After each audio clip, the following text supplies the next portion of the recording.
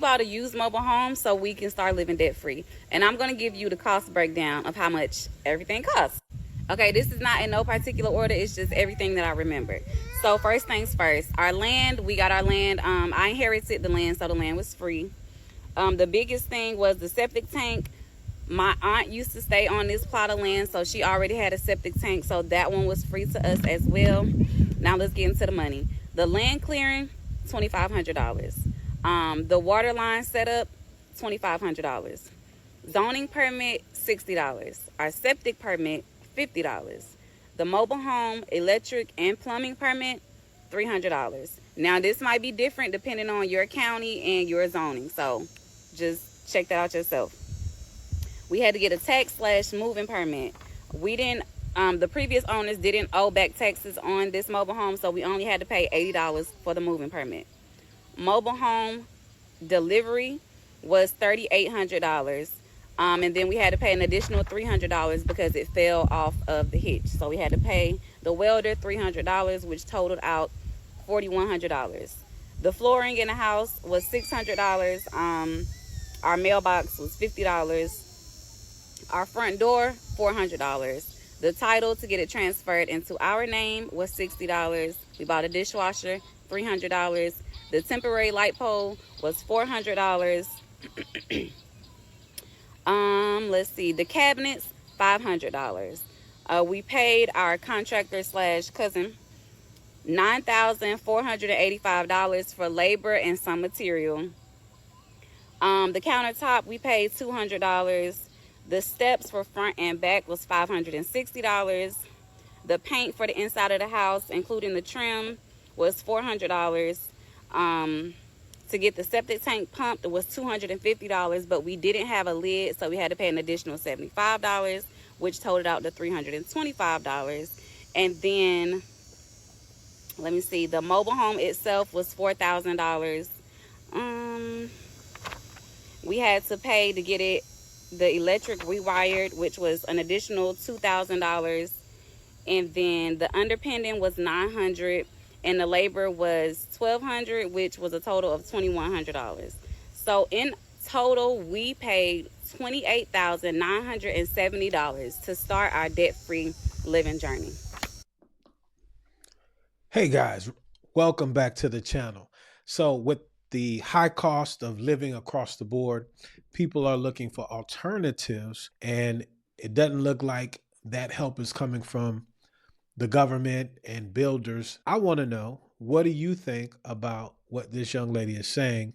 And per the title of the video, would you live in a manufactured home or a mobile home? In the past, they've gotten a lot of negative stigma associated with them. I know when I was coming up, it was a negative type thing. I used to always think of it from the standpoint, if there was ever a tornado, you would always see a community made up of mobile homes just torn up, but houses get tore up as well in a tornado. So that was my ignorance at a young age. Hopefully you notice, you still got to have some money. She is coming from the premise that she wants to live, her and her family wants to live debt free. And she went on to say that they paid these things as they went, but the notion that some of you have out there that you can purchase a property and not have any money, she just dispelled that myth. The only thing I would say, if you're looking to purchase something of this nature, aside from the monies that it would take in this situation that she just lined out, is that even if the manufactured home is taken off of the chassis because it's an automobile loan, even if it's taken off and affixed to the land, these types of houses, for whatever reason, over a period of time, seem to depreciate a lot more than your traditional built homes. And so that's something that you need to understand, because when you're younger, yeah, you're looking to get in for the least amount possible, but you really don't build the equity that you build in a traditional home. And the value is really in the land. So you have to keep that in mind. Let me know down in the comment section before we move forward. Would you live in this type of housing? Let's continue. So Recently, my husband and I decided that we were going to purchase a manufactured home, aka a mobile home. Now, growing up in the Midwest, I had my views on what I thought mobile home living was going to be like. Now, here are the top 5 reasons what changed my mind and why we decided to go ahead and purchase a mobile home. Reason number 1, cost efficient. We were looking for something that was within a reasonable price range. Reason number 2, the community. We live in a really good community that is family oriented, very peaceful, with a lot of friendly people. Reason number 3, we wanted to be somewhere where we could sustain a comfortable lifestyle still without having to work just to pay bills. Now, my career, I am a school teacher. And everybody knows school teachers work for passion, not a paycheck. Now, I know. Had I known what I know now, and if I had known years ago how much the cost of living would be, I probably would have picked a different career. But now that we're here, I love what I do.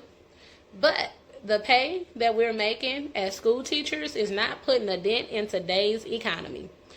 But reason number 4, we only have one child between the two of us. His son, my stepson, who is 14, and he is a freshman in high school. So we looked at it as soon he'll be out the house. So we didn't need a lot of space. It's just the two of us. We don't have a lot of kids. Perfect for just us. Reason number 5, we wanted to be able to look back and really realistically say, will we be paying this loan back for the rest of our lives? Or could we realistically pay this loan off in half the time that it would initially say that we would have to pay it back if we just made some sacrifices for a few years? So we took all of that in consideration, and we came to the conclusion that mobile home was the best decision for us. Now, I love the breakdown and the reasons that she gave for why it is her and her husband decided to purchase a mobile home. And I think that is something that you should do regardless of the type of home that you're buying. You have to consider the income that you're making currently and how that income is going to potentially grow in the face of inflation. And inflation is what everyone is feeling now. That's where all of the dissent is coming from. Because whenever the dollars are printed, costs are going up.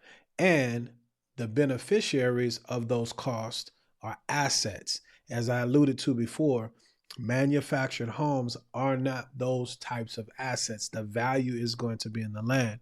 So although you may be looking more from a practical lens, and your lifestyle as far as not wanting to work to pay bills, as she stated, you got to keep these things in mind. And these are the conversations that you have before you go out to look. Another key point that she hit is the size that you're going to need, the space that you're going to need. The more space, the more cost, the more upkeep, probably the more taxes, so on and so forth. So think about those things. And don't worry about what I or anyone else thinks about the type of home if it fits you and your family, because ultimately the utility is shelter. Is it safe? Is it clean? Does it meet the needs that you have? There is a negative stigma. And I said there is also reality in that a lot of people don't realize going in, yeah, the costs are lower, but you're not going to get the appreciation.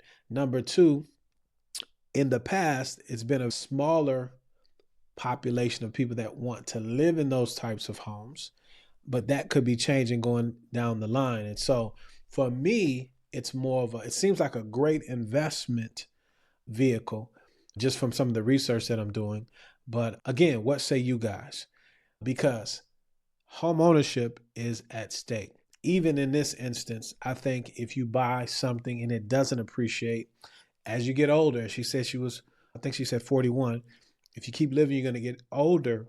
And on the other side, do you have some type of vehicle that helps supplement your older self? Because that's something as a younger person you don't think about either. But again, if you keep living, it's going to come. Let me know in the comment section what your thoughts are on this topic. I appreciate you. And let me say this. If you want to purchase this type of home and you need financing, there is financing available. Conventional, FHA, VA, and USDA. How do I know? Because I'm a lender. My NMLS license number is 180100. My contact information is in the description below. There's a couple of things as I wrap this up that you need to realize if you're going to finance these homes. And I run into this all the time. The first thing is this.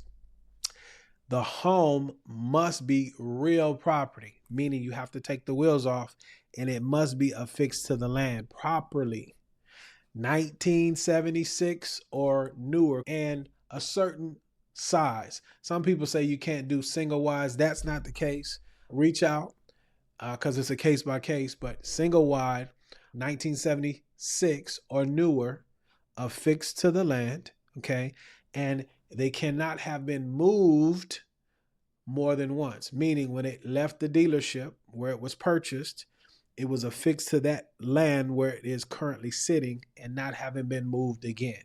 So these are some of the things that are gotchas, and you want to deal with somebody that understands the process. So my time is up, but I thank you for yours. As I always say, let's be good to one another. Let grace abound. Check out these next 2 videos. And until the next time, indeed, y'all stay blessed.